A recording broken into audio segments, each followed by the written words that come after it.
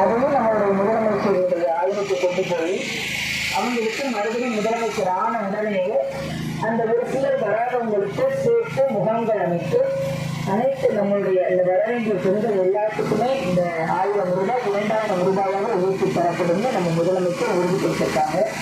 இப்போ நம்ம விடியற்கால பேருந்து திட்டத்தில் கட்டணம் இல்லாமல் நம்ம பெண்கள் எல்லாம் யாரும் பஸ்ஸில் ஏறி போகிறோம்ல, நம்ம பெண்கள் ஏதோ வேலைக்கு போகிறோம்னு நினைக்கிறோம். ஒரு சம்பளம் வாங்குற இடத்துல அந்த சம்பளத்தை பார்த்தீங்கன்னா போக்குவரத்துக்கு சரியாக போயிடும். அப்போ நம்ம முதலமைச்சர் என்ன நினைச்சாரு, இந்த போக்குவரத்துக்கு போகிற செலவை நான் ஏற்றுக்கிறேன், ஒரு சகோதரன் நான் ஒரு தகப்பனா நான் ஏற்றுக்கிறேன், நீங்களே உங்கள் குடும்பத்தை பாருங்கள்னு நமக்கு கட்டணம் இல்லாமல் பேருந்தில் நம்மளுடைய மக்கள் போயிட்டு வர்றதுக்கு நம்ம முதலமைச்சர் ஒரு திட்டத்தை கொண்டு வந்தோம். அதே மாதிரி தாய்மானவர்கள் ஒரு திட்டம் இருக்கு. நம்ம ரேஷன் கடையில் நின்று ரொம்ப நேரம் கால் கெடுக்க நின்று நம்ம வயசானவங்க எல்லாம் பொருள் வாங்க முடியல, நீங்கள் போய் உங்களுடைய பொருளை அவங்களே கொண்டு கொடுத்துருவாங்கன்னு சொல்லி தாய்மானவர் திட்டம்.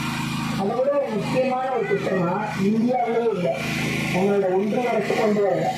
நம்ம முதலமைச்சர் 14லேருந்து 19 வயசு பொம்பளை பிள்ளைங்க இருக்காங்கல்ல, அவங்களுக்கு கர்ப்பப்பை வாய் புற்றுநோய் வராமல் தடுக்கிறது. ஏன்னா அந்த நோய் இப்போ நிறைய பெண்களுக்கு நிறைய பேர் அந்த கர்ப்பப்பை எடுக்கிற அளவுக்கான சூழல் வருது.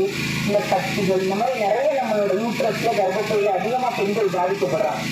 அதனால முன்னெச்சரிக்கையாக நம்மளோட முதலமைச்சர் என்ன செஞ்சிருக்காருன்னா, இந்தியாவில் இந்த திட்டம் இல்லை, 14லேருந்து 19 வயது பெண்களுக்கு மருத்துவ ஆய்வுக்கு உட்படுத்தி நமக்கு முன்னெச்சரிக்கை தடுப்பூசி போடுறாங்க. அப்படிப்பட்ட ஒரு திட்டத்தை நம்ம முதலமைச்சர் தான் அறிமுகப்படுத்தியிருக்காரு. இன்னும் நான் முதல்வர் திட்டத்தில் நம்ம கிராமத்தில் அப்பா அம்மா படுத்திருக்க மாட்டாங்க, ஆனால் பிள்ளைங்க இன்னைக்கு IPS ஒரு அதிகாரியாக ஆயிருக்காங்க. நம்ம முதலமைச்சருடைய நான் முதல்வர் திட்டத்தில் படித்து இன்னைக்கு அந்த அதிகாரியாக இருக்காங்க. இப்படி 5 வருஷமும் நமக்காக பார்த்து நான் முதல்வர் திட்டம், தாய்மானவர் திட்டம், இல்லத்தோடு கல்வி, மக்களுக்கு ஒரு மருத்துவம், இன்னொரு ஒரு 48 காலையில் போகும்போது ஒருத்தர் அடிபட்டுறதுன்னு வச்சுக்கோங்க, உயிருக்கு போராடிட்டு இருக்காங்க, உடனடியே ஒரு கஷ்டப்படுற குடும்பமாகவே இருக்காங்கன்னு வச்சுக்கலாம். அந்த உயிருக்கு போராடிக்கிட்டு இருக்க நபரை அந்த 48 மணி நேரம் இருக்கு, அந்த 48 மணி நேரத்துக்கு எவ்வளோ பெரிய ஹாஸ்பிட்டல் என்னங்கிற பெரிய பெரிய மருத்துவமனையாக இருந்தாலும் அந்த உயிருக்கு போராடக்கூடிய நபரை 48 மணி நேரத்தில் நம்ம போய் கொண்டு போய் சேர்க்கும் போது அந்த 48 மணி நேரத்திற்கான தொகை இருக்கு பாருங்க, சிகிச்சை அளிக்கிறாங்கல்ல மருத்துவர், அப்போ தொகை 48 மணி நேரத்திற்கான தொகையை நம்மளுடைய முதலமைச்சரை ஏற்றுக்கிறார். இப்போ ஒருவேளை அந்த உயிருக்கு போராடிக்கிட்டு இருக்க நபர் அந்த 48 மணி நேரத்தில் குழப்பப்படுறாங்க நல்லா இருக்காங்கன்னா அந்த குடும்பமே யாருக்கு நன்றி செய்வாங்க, நம்ம முதலமைச்சர். இப்படி 5 வருட காலமும் நமக்கு பார்த்து ஒன்னொன்னா திட்டங்களை செய்த நம்முடைய முதலமைச்சர் ஒரு புறம் இருக்கணும். இன்னொரு புறம் பார்த்தீங்கன்னா போன 5 வருடம் நம்ம சட்டமன்ற தொகுதிக்குள்ள சிவகங்கை சட்டமன்ற தொகுதி 5 வருடமா அதிமுக ஒரு நபர் சட்டமன்ற உறுப்பினராக இருந்தார். அதிமுக அவர் என்ன பண்ணாருன்னா, ஒரு நாள் கூட சட்டமன்ற கூட்டத்தொடரில் போய் எந்திரத்தே நிற்கிறார். நம்ம எதுக்கு அவங்களை அனுப்பி விடுறோம், நம்ம போக முடியாது, அதனால நம்மளிருந்து ஒரு ஆளை அனுப்பி விடுறோம், நம்ம தொகுதி கிராமத்துக்கு பிரச்சனை போய் பேசிட்டு வரட்டும் அப்படின்னு நம்ம போய் ஓட்டு போட போறோம். எதுவுமே அவங்க போய் பேசாம எதிர்த்து நிற்காம 5 வருட காட்சியை கழிச்சுட்டா இப்படி நம்ம தொகுதி வளர்ச்சி அடையும். மறுபடியும் அதே நபர் தான் ரெட்டலையில நிற்கிறாரு. ரெட்டலையை கூட்டிக்கிட்டு இங்க ஓட்டு கேட்டு வந்தாங்கன்னா என்னுடைய அன்பான மக்கள் ஒரு கேள்வி மட்டும் கேள்வி, நீங்க பேசுறது கூட 2வது இருக்கட்டும், நின்று நம்மளை ஓட்டு போட்டு ஜெயிக்க வச்சோம். எதுவுமே செய்யாம இருந்தா நம்ம தொகுதி நம்ம வீட்டில் இருக்கக்கூடிய வருங்கால தலைமுறை எப்படி நல்லா இருக்கும்னு நீங்க தயவுசெய்து கேட்கணும். அதே மாதிரி இன்னொன்று கேட்கணும், அவங்க அதிமுகவோட வெட்டலைய அம்மா இருக்கிற வெட்டலை இருந்துச்சு, அந்த அம்மா இறந்து போன பிற்பாடு இந்த எடப்பாடி பழனிசாமி இருக்காரு, அந்த வெட்டலையை கொண்டு போய் மோடிட்ட கொண்டு அடைவிச்சார். அடிமையா இருக்கணும்ன்ற ஒரே ஒரு காரணத்துக்காண்டி அவரை காப்பாற்றிக்கணும், அவர் சொத்தை காப்பாற்றிக்கணும், அவங்க சொந்தத்தை காப்பாற்றிக்கணும்னு இந்த ரெட்டலையை கொண்டு போய் மோடிக்கு அடைவிச்சுட்டு இன்னைக்கு மோடி என்ன செஞ்சாரு, நம்மள தமிழ்நாட்டை அழிக்கணும், தமிழ்நாட்டை ஒன்றுமில்லாம ஆக்கணும். இன்னைக்கு மருத்துவராக நமக்குள்ள ஆகவே முடியல. நீட்டுவரை கொண்டு வந்து 22 பேர் செத்து போச்சுங்க. நல்லா படித்து 12வது நல்ல மார்க் வாங்கின பிள்ளைய மருத்துவருக்கு நீட்டு தேர்வுன்னு அவங்க எழுதி தோல்வி எழுதி இறந்து போயிடுச்சு. இன்னைக்கு இந்த பிள்ளைக்கு கேள்வி மருத்துவர் அப்படின்னு சொல்லுவோம், நீ என்ன அவங்ககிட்ட டாக்டர். ஆனால் நீ 12வது கொடுத்து முடிச்சு மார்க் வாங்கல, அப்போ கொடுத்து கேள்வி நீ டாக்டர் ஆகிடுவாங்க, ஆக மாட்டேன்னு சொல்லி ஏன்னா எனக்கு பயமா இருக்கு, நான் நீட்டு எழுதுனா ஏதாவது ஆயிடுமோ பயமா இருக்கு அப்படின்னு சொல்லி. அப்போ மோடியோட நோக்கம் என்ன, நம்ம பிள்ளை இப்படி சொல்லணும், சொல்லி இந்த படிப்பை படிக்கக்கூடாது. அப்பதான் வடநாடு தேர்ந்தெடுத்தவங்க பூரா இங்க கொண்டாந்து வச்சுட்டு நம்ம பிள்ளைகளை பூரா பழைய நிலைமைக்கு ஆக்குறது. அப்ப இந்த ஆறு போயிட்டு அடிமையா கூட்டணி வச்சிருக்கிறார் எடப்பாடி பழனிசாமி.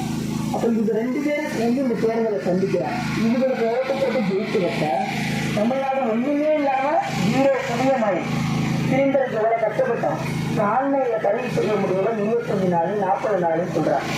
அப்போ நமக்கு யார் நல்லது செய்வாங்க? நம்மளுடைய வேட்பாளர் யாரு?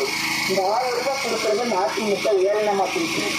இந்த தேர்தல் நேரத்துல இந்த 3 நாள் 1000 ரூபாய் கொடுக்கறது எப்படியாவது நிறுத்திவிடலாம்னு சொல்லி இந்த எடப்பாடி பழனிசாமி என்ன செஞ்சாரு? கோர்ட்ல வழக்கை போட்டு தடுத்து நிறுத்திடலான்னு பார்த்தாரு. நம்ம முதலமைச்சர் என்ன பண்ணிட்டாரு? நீ ஏன் பெண்களுக்கு கொடுக்குற 1000 ரூபாயை தடுத்து பார்க்கலையா? நான் இரவோடு இரவாக என் பெண்களுக்கு அந்த 3000 ரூபாயோட சேர்த்து கோடை விடுமுறைக்கும் பிள்ளைகளோட கிடைக்கட்டுன்னு 2000 ரூபாய் போட்டு காலையில போட்டார். நமக்கு 5000 ரூபாய் போட்டது நம்மளுடைய முதலமைச்சர். அப்ப இந்த தயவு செஞ்சு இந்த மோடி கும்பலுக்கோ இந்த அடிமை எடப்பாடி பழனிசாமிக்கோ இந்த போன 5 வருஷத்துக்கு உட்காந்துக்கு எந்திரிக்கோ நிற்காம வந்தார்ல, அவருக்கெல்லாம் நம்மளோட ஓட்டை போட்டு வருங்கால தலைமுறையினரை ஒண்ணுமில்லாம ஆக்கிறானும் என் அன்பு மக்கள் எனக்கு வயதுல மூத்தவங்க இவ்வளவு பேர் இருக்கீங்க. நம்மளுடைய தமிழ்நாட்டில் சட்டமன்ற தொகுதியில் நீட்டெடுத்தாங்கன்னா இளைஞர்கள் பிள்ளைகள் படித்த பிள்ளைகள் இருக்கீங்க. நம்மளுடைய எதிர் ஓட்டங்கிறது ரொம்ப புனிதமானது. யாருக்கு போடுறாங்கிறது ரொம்ப முக்கியம். நம்ம வீட்டில் போடக்கூடாது பிள்ளைகள்லாம் இருக்காங்க. அதனால நம்மளுக்கு சின்னம் கடவுளுக்கு நம்பிக்கையா மோடிக்கு ஒரே ஆன சவால்கள் நம்ம முதலமைச்சர் தவிர யாருமே இல்லை. எடப்பாடி போய் அடையாள. அப்போ ஒரே ஒரு 21 சூரியனை என்னைக்குமே அழிக்க முடியாது. என்னைக்குமே அதை ஒதுக்கத்தான் செய்யும். அதனால என் அன்பு மக்கள் நம்ம வீட்டு தலைமுறைகள் நல்லா இருக்கணும்னு நினைச்சீங்கன்னா நானும் அதுக்காக தான் எல்லா இடத்துலையும் பேசிட்டு வரேன்.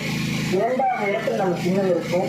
23ஆம் தேதி நம்ம வாக்குச்சாவடி போடுங்கல்ல, இந்த ஆள்காட்டுகளுக்கு ஒரு புத்தான அழுத்தீங்கல்ல, அப்போ அழுத்தும் போது உதயசூரிய சின்னத்தில் அழுத்தி இந்த மோடி கும்பல் எடப்பாடி அடிமை எடப்பாடி எல்லாம் புறக்கணிச்சுட்டு நமக்காகவே திட்டங்கள் வகுத்த நம் முதலமைச்சருக்காகவும் முதலமைச்சர் அறிமுகப்படுத்தியுள்ள நம்முடைய வேட்பாளர் கருணாத்திற்காகவே நாம் எழுதி அழைக்க வேண்டிய சின்னம் நம்முடைய குரலாக சட்டமன்றத்தில் இறங்கி இழுக்கப் போவது நம்முடைய அண்ணன் கருணாக்காக இருக்கட்டும் என்று கூறி நாம் நம்முடைய விட்டு சின்னமான உதவி சின்னத்தில் நன்கு மக்கள்